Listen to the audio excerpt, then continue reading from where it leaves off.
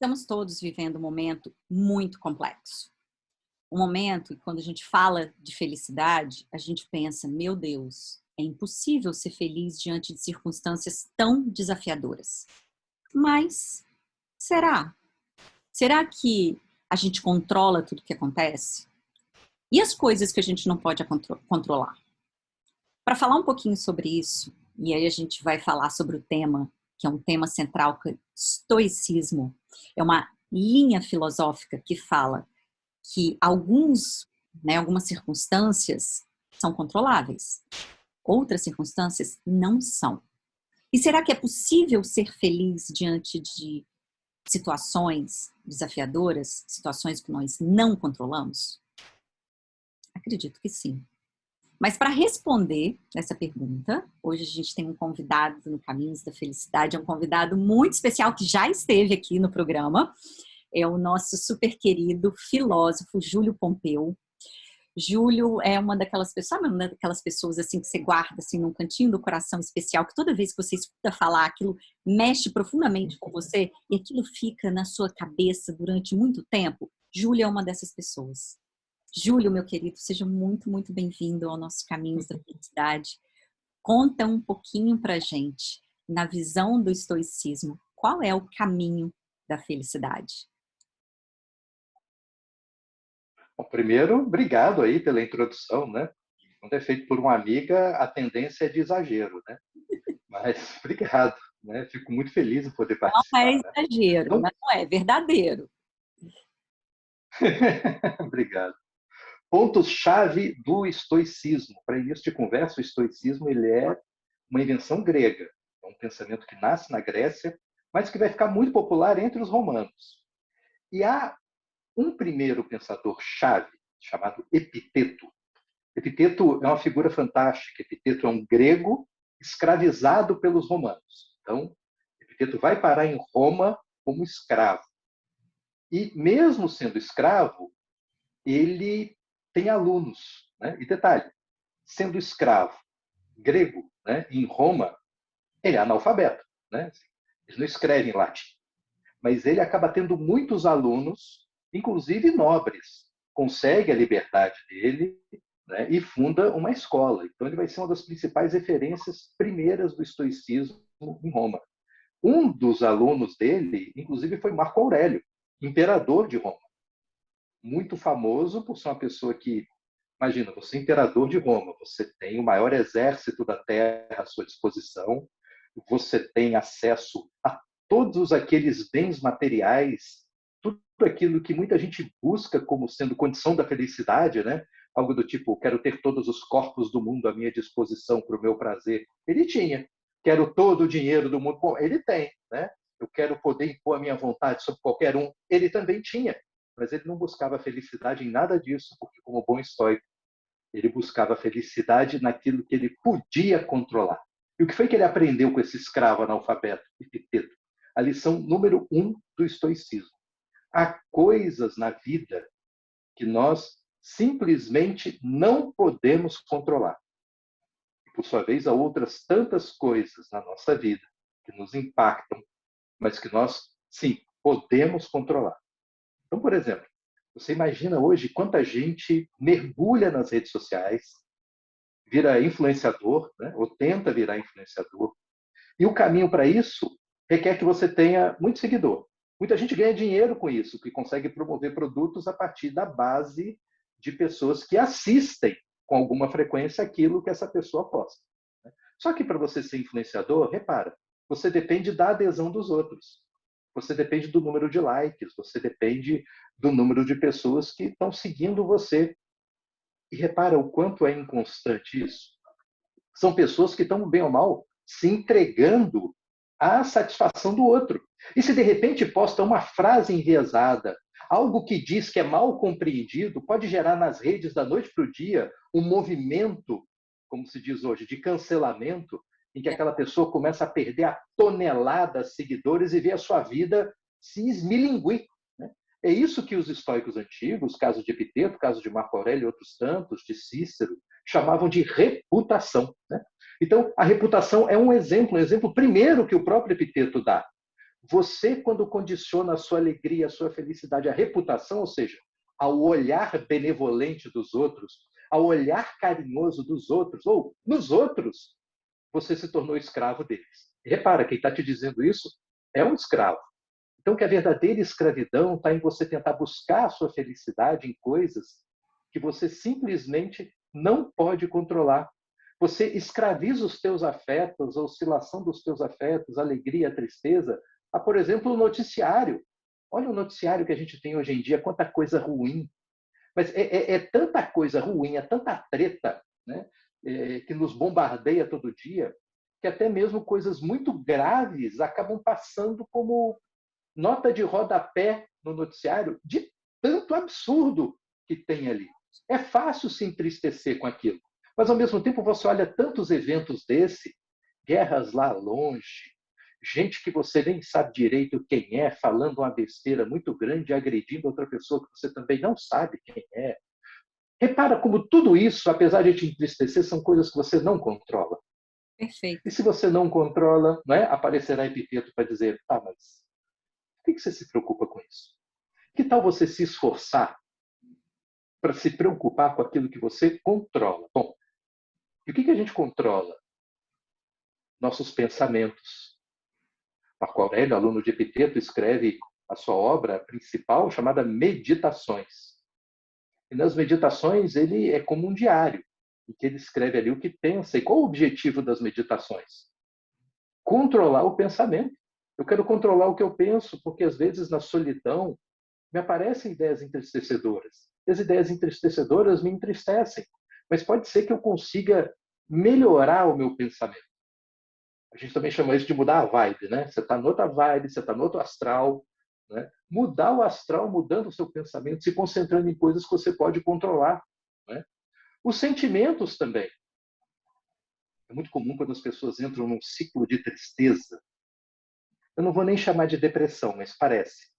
Só para respeitar a depressão como algo patológico. E por isso, por ser patológico, você já perdeu o controle. Mas imagina pessoas que estão entristecidas, em que ele consegue amarrar uma tristeza na outra, né? E vai, de certa forma, alimentando o entristecimento. Poxa, a pessoa de quem eu gosto não respondeu minha mensagem. Por que não respondeu minha mensagem? Tem várias hipóteses para isso. Mas as pessoas costumam alimentar as piores, né? Tá com outra pessoa, me traiu, me deixou, não me quer, não tem o mesmo afeto que eu tenho. E aí começa a arrumar assunto para justificar a alimentação de um afeto negativo.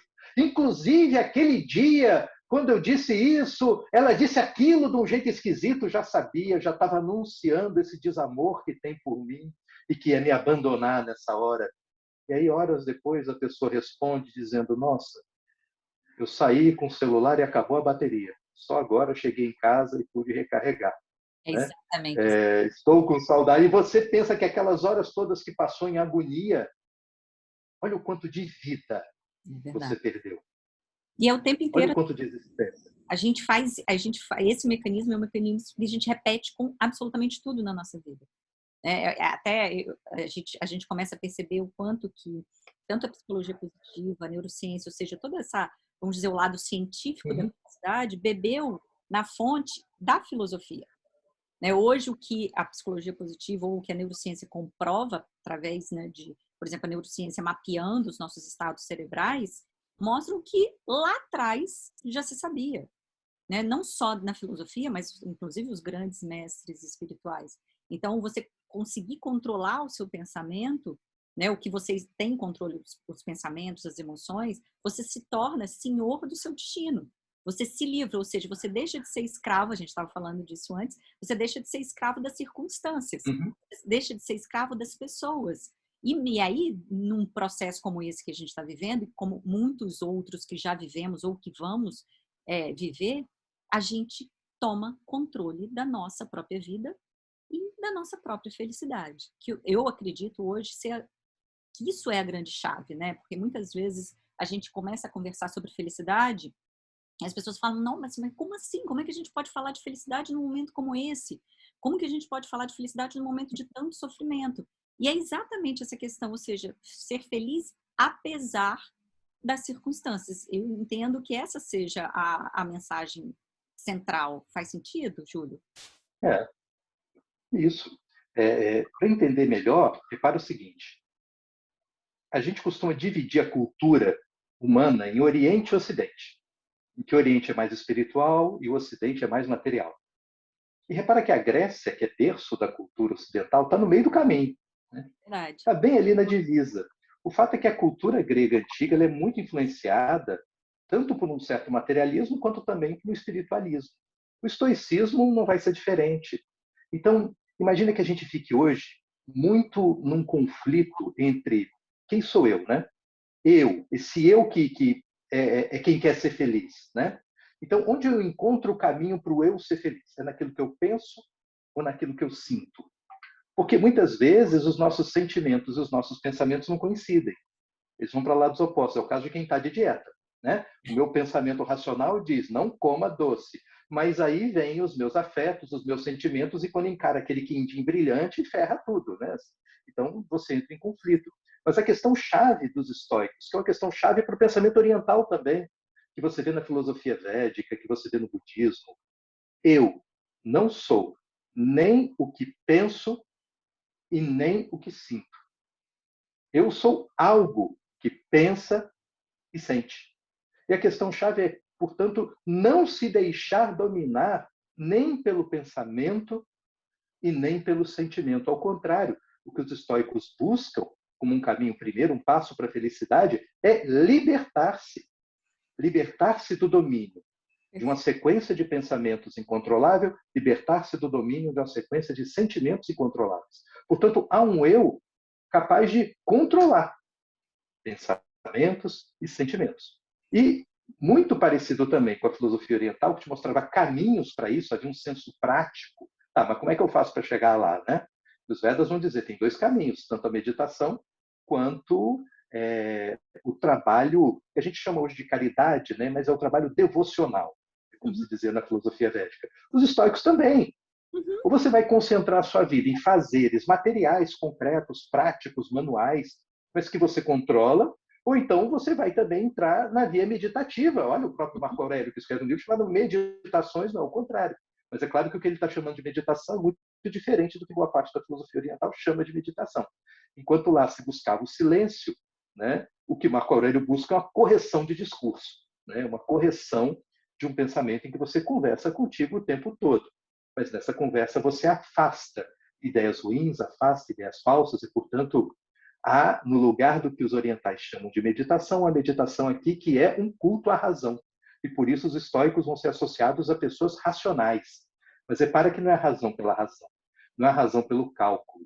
É a razão como um método meditativo para que você consiga ganhar autonomia, controle sobre o seu pensamento, sobre o seu sentimento.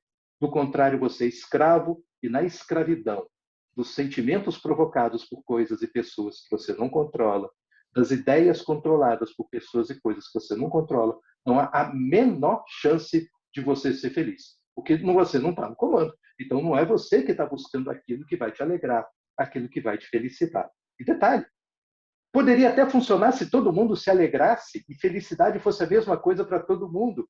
Verdade. É muito óbvio que não é, né? Enquanto tem gente que se alegra com determinado modo de existência, outros se entristecem com o mesmo modo de existência.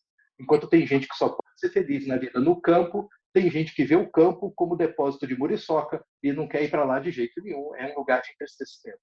Então, é preciso que você tenha autonomia, né? Para construir a sua felicidade e não ir na onda dos outros. Né? Mas, infelizmente, nós pecamos muito por mergulharmos e cultuarmos uma vida escravizada ao olhar dos outros. E, de certa forma, a tecnologia nos ajuda a incentivar esse caminho que é mais entristecedor do que alegrador. Júlio, meu amigo, olha, que aula! Que aula! E Imagina.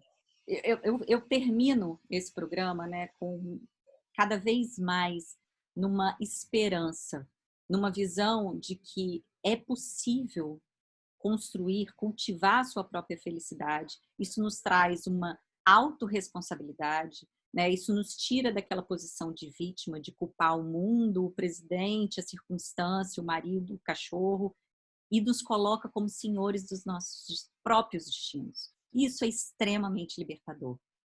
Meu amigo, muita gratidão, né, pelo seu tempo, pela sua disponibilidade, pelo seu carinho. Muito, muito obrigada e um ótimo restinho de dia. E obrigada a todos os nossos ouvintes, todos que acompanham o nosso Caminhos da Felicidade. Desejo um ótimo restinho de dia e, claro, uma vida, um caminhar muito feliz. Um grande beijo para todos. Júlio, muito obrigada. Eu que agradeço. Para mim foi um momento alegrador e espero que tenha sido para todo mundo que nos assiste, nos ouve também. Obrigado. Sem dúvida.